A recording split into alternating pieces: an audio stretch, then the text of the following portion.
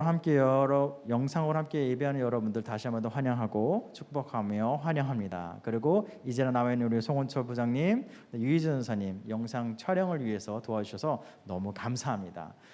다음 주부터는 그래도 최소한 찬양팀 정도는 나왔으면 좋겠다는 마음이 있는데 그거는 방역 지침에 따라서 준수를 하도록 할 테니까요. 가급적 그 지침을 준수하는 정도가 아니라 우리 교회가 앞장서서 우리 방역을 잘하는 수준에서 예배를 이어나가도록 노력을 하도록 하겠습니다. 네, 그래서 오늘의 말씀 제목은 용서하고 사과하기라고 하는 제목으로 삼았습니다. 사실 용서라고 하는 것이 정말 생각보다 쉽지 않아요. 유치원 아이들이 길을 가다가 싸우는 걸 제가 봤어요. 그랬더니 선생님이 뭐라면은 A야 B한테 사과하렴. 그랬더니 사과를 받은 B한테도 이야기하는 거예요. 사과를 받았으니 괜찮다고 해주렴. 이렇게 하는 대화를 주고받는 것을 길에서 봤어요. 그래서 너무 귀엽더라고요. 그런데 그것이 초등학교만 가도 이게 대화가 쉽지가 않습니다. 유치원생 아이들에게 교육이 된다 치지만 조금만 커도 이게 정말 용서를 한다는 것, 사과를 한다는 것, 또 더 어려운 건 사과를 했을 때에 그것을 그냥 받아들이는 것이 정말 어려운 일인 것 같아요.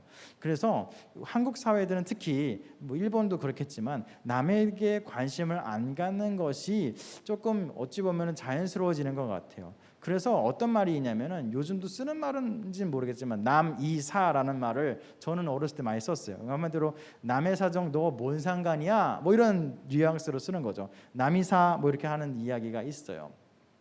이런 남이사라고 하는 말이 있는 것처럼 그냥 신경 꺼. 우리가 내가 어떻게 살든지 너는 나한테 뭐라 하지 마. 너 용서 안 할 거야? 그만 그래. 그냥 네 알아서 살아. 나도 그냥 너 안 보고 살면 돼. 뭐 이런 식으로 점점 더 뭔가 용서하거나 용서를 받아주는 것, 뭐 이런 관계를 이어나가는 것조차 힘든 사회가 돼서 그냥 알아. 너 그냥 살고 싶은 데 살고 나는 내 살 길을 살게. 그냥 나랑 대화 잘 되고 나와 편한 사람들끼리만 난 살 거니까 그냥 우리 신경 쓰지 말고 살자. 그러니까 난 용서하기도 싫고 용서도 안 받을 거야. 뭐 이런 식의 대화가 말은 하지 않아도 조금 많아지는 것이 우리가 사는 현실인 것 같아요. 그러다 보니까 여러분들 학교에서도 아마 그런 친구도 있을 거예요. 얘기를 들어보니까 이런 비대면 수업을 많이 하게 되고 한 반도 반을 쪼개서 수업을 하다 보니까 오히려 싸움이 나면은 해결할 방법이 없는 거예요. 예전에는 그래도 싸움을 하더라도 내일도 봐야 되고 그 다음 주도 봐야 되니까 뭔가 해결할 수 있는 접점이 있는데 이제는 뭐 홀수고 짝수고 다르니까 만날 일이 없으니까 굳이 화해를 할 필요도 없고 뭐 용서를 구할 필요도 없고 받을 필요도 없는 뭐 그런 상황이 연출이 되는 것 같더라고요. 그럼에도 불구하고 성경은 우리에게 뭐라고 이야기하냐면은 용서해 줄 것은 용서해 주고 다만 그 상대방이 잘못하는 것에 대해서 그래 네 살길 살아라 라고 내버려 두는 것이 아니라 사랑하는 내 친구가 사랑하는 내 형제 자매가 뭔가 잘못된 길을 가고 있다라고 생각했을 때는 조심스럽게 권면을 하라라고 이야기를 하고 있는 것이에요. 그래서 어떤 사람들은 기독교 교회 다니는 사람들 야 너무 남한테 관심 많은 거 아니야? 라고 이야기할 정도로 뭔가 다른 사람에게 관심이 많은 게 기독교인데 근데 왜 그렇게 될 수밖에 없느냐? 성경은 그렇게 남에게 관심을 가지라고 했거든요. 설령 그게 원수라고 할지라도 관심을 갖고 그 사람이 올바른 삶을 살기 위해서 하나님의 길을 걷기 위해서 도움을 줄 수만 있으면 도와주라라고 하는 것이 말씀이기 때문에 교회 다니는 사람들은 남에게 관심을 가질 수밖에 없습니다. 그래서 오늘의 말씀을 좀 더 설명을 다시 한번 해볼게요. 어떤 한 사람이 나 잘못이라는 사람이 있다고 생각을 해봅시다. 이 사람은 있었는데 우리가 본 거예요. 어떤 사람이 본 거예요. 그랬더니 저 잘못한 사람을 이야기를 해줘야겠어. 그래서 이야기를 해주는 겁니다. 그래서 야 너 이렇게 살면 안 돼. 이렇게 하면 너 다른 사람들이 힘들지 않냐라고 이야기를 했어. 그랬더니 보통의 사람들은 미안해라고 하겠지만 많은 또 그 보통의 사람들 이외에도 뭐라고 하냐면은 그래 너 그냥 내가 알아서 할 거니까 그냥 알아서 하세요 하고 안 듣는 경우가 있어요. 오늘의 성경은 뭐라고 이야기하느냐? 내가 혼자 정말 진심으로서 그 사람을 권면했을 때에 받아들이지 않으면 그 다음에는 2명과 3명의 사람들을 같이 모아서 같이 이야기를 해보라고 이야기되어 있습니다. 그래서 야 내 친구도 데려왔어. 근데 너 얘기도 얘기하기를 너가 좀 너무한 것 같대라고 이런 식으로 이야기를 하든지 해서 뭔가 그 친구 잘못한 친구에 대해서 실수한 친구에 대해서 권면 올바른 길을 갈 수 있도록 권하는 행동을 성경을 하라라고 되어 있어요. 그리고서는 뭐라고 되어 있냐면은 하루에 7번이라도 내게 죄를 짓고 7번 내게 돌아와서 나 잘못했어, 내가 회개하노라 하면은 너는 용서하라고 되어 있어요. 이게 참 쉬운 말은 아닌데, 잘못하고 있는 사람한테 가서 혼자 가서도 이야기하고 친구들 데려가서도 권면해서 올바른 길을 알려주는 것뿐만 아니라, 나한테 잘못을 한 사람이 하루에 7번이나 와갖고 나한테 잘못을 한 거야, 죄를 지은 거야. 그럴 때에도 어떻게 하냐면은 7번 다시 7번 내게 하루에 7번을 죄를 짓더라도 7번 다 용서해 주라고 하는 것이 성경에 말이라는 것이에요. 참 쉽지 않죠. 잘못하고 있는 사람에게는 잘해야지라고 하면서 좋은 길로 권면을 하고, 나에게 직접적으로 죄를 짓고 잘못을 한 사람에게는 하루에 7번이라도 다 용서를 해주라고 하는 것이 오늘 우리에게 주시는 말씀이라고 하는 것이에요. 그래서 용서를 하는 것, 사과하는 것, 권면하는 것이 얼마나 중요한지에 대해서 우리에게 이야기하는데, 근데 우리는 궁금할 거 아니에요. 도대체 왜 우리는 그들을 용서해야 되고 왜 그들을 권면해야 될까? 라고 고민스러울 텐데, 성경은 우리에게 뭐라고 되어 있냐면은 바로 그 대상자, 그 사람이 우리에게는 형제라고 하는 것이에요. 물론 부모님은 다를 수 있지만 우리가 교회를 다니고 믿음 생활을 하는 것, 그것 안에서는 우리가 다 함께 형제이고 자매이고, 또한 우리가 가족, 또한 우리가 혈연으로 맺어진 가족은 아니지만 하나님 안에서 묶여진 하나의 가족이라는 것이고, 더 나아가서 우리들의 이웃, 내 이웃을 너의 몸과 같이 사랑하라고 했을 때는 우리들은 한 명 한 명이 어떤 역할을 해야 되냐? 세상을 품어야 되기 때문에 우리들의 이웃을 사랑해야 된다는 이 예수님의 말씀이 적용이 되는 것이에요. 다시 말해서 우리는 부모님과 싸우고 형제와 싸우면은, 가족들끼리 혈연끼리 싸우면은 금방 해결이 안 될 수 있지만 그래도 대부분 해결이 돼요. 왜냐하면은 가족이니까, 왜냐하면은 형제니까, 왜냐하면은 동생이니까 다 용서하고 넘어갈 수 있는 게 있어요. 그런 마음처럼 교회를 다니고 믿음 생활을 한다고 하는 사람들 역시 무엇을 해야 되냐? 뭔가 나에 대해서 죄를 짓고 잘못한 일이 있어도 하루에 7번이라 할지라도 잘못했다라고만 용서를 이야기를 하면은 다 받아들여 주라라고 이야기하는 것이고, 하물며 그 사람이 잘못된 일을 하고 있어서 내가 권면했을 때에 남이 사, 그냥 내 살 길 내가 살게라고 이야기를 해도 사랑하는 친구들을 많이 데려가서 다 함께 권면을 해서 올바른 길로 인도하는 것이, 그것이 우리가 해야 될 일, 믿음의 사람들이 해야 될 사역이라고 하는 것입니다. 정말 나 혼자 살기도 힘든 세상에 남한테 관심을 갖는 것이 힘들 수는 있지만, 우리는 하나님께서 그런 역량을 주시고 그렇게 세상에 역할을 감당하고 정말 다른 많은 사람들과는 다른 역할을 하는 것을 바라고 계시다는 것을 꼭 기억했으면 좋겠어요. 그래서 우리가 그래도 싫어요, 나는 하기 싫어요 할 수가 있을 거예요. 내가 굳이 왜? 라고 이야기가 드는 생각이 있을 겁니다. 그때 예수님은 우리에게 뭐라고 얘기하시냐면, 우리도 역시 나의 잘못과 나의 부족함을 용서받았기 때문에 내가 용서받은 만큼 너희도 해주라고 하는 것이에요.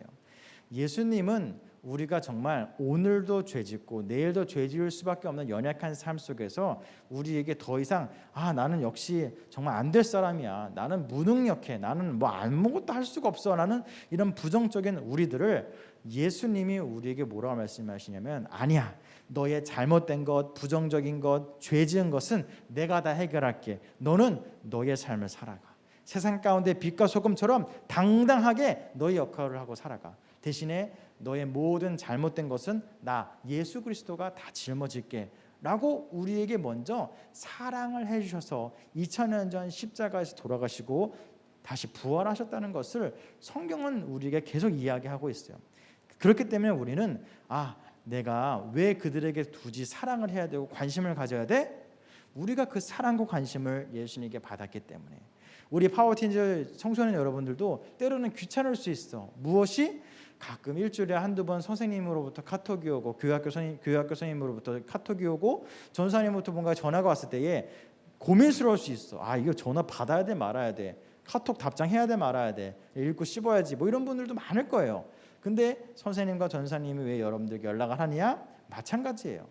하나님이 우리 선생님과 전사님을 사랑하신 것처럼 우리도 뭔가 노력을 해서 도움을 주고자 뭔가 사랑을 전하고자 노력하는 모습이에요. 마찬가지로 여러분들도 그런 사랑을 하나님께로부터 받았기 때문에 여러분 주변에 있는 친구들, 이웃들, 형제자매, 가족들 이런 친구들에게도 다 하나님의 사랑을 전하기 위해서 용서하고 또한 사과를 할 수 있는 넉넉한 마음을 갖고 있는 여러분들 되었으면 좋겠어요.